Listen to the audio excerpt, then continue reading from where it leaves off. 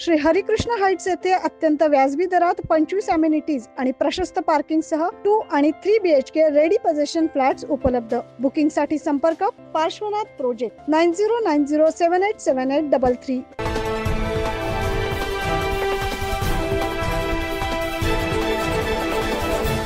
महाराष्ट्राचे राज्यपाल रमेश बैस हे आज नाशिक दौऱ्यावर आहेत।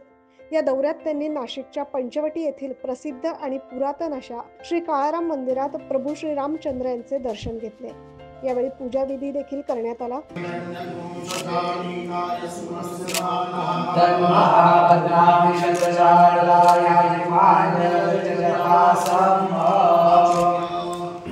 राज्यपाल रमेश बैस यांच्या दौऱ्याच्या पार्श्वभूमीवर आज नाशिकमध्ये काटेकोर पोलीस बंदोबस्त करण्यात आला।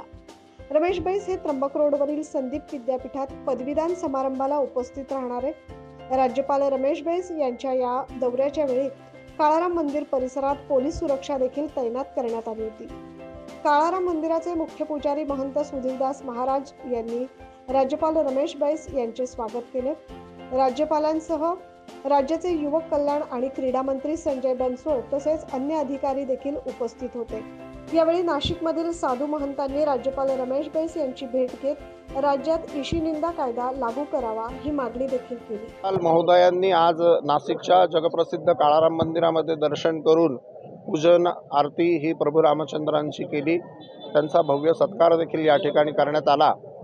त्याचप्रमाणे आम्ही महाराष्ट्रामधल्या सध्या सामाजिक, धार्मिक आणि राजकीय स्थितीबाबतही त्यांच्याशी विचारविनिमय केला। काही निवेदनं त्यांना आम्ही दिलेत आणि ईशनिंदा कायदा हिंदू देवदेवतांच्या संदर्भाने जे अर्गळ बोलणं जातं, जे लिखाण होतं, त्याला कुठेतरी पायबंद बसावा आणि महाराष्ट्र शासन आणि केंद्र शासन यांनी ईशनिंदा कायदा करावा अशी विनंती देखील आम्ही त्यांना केली।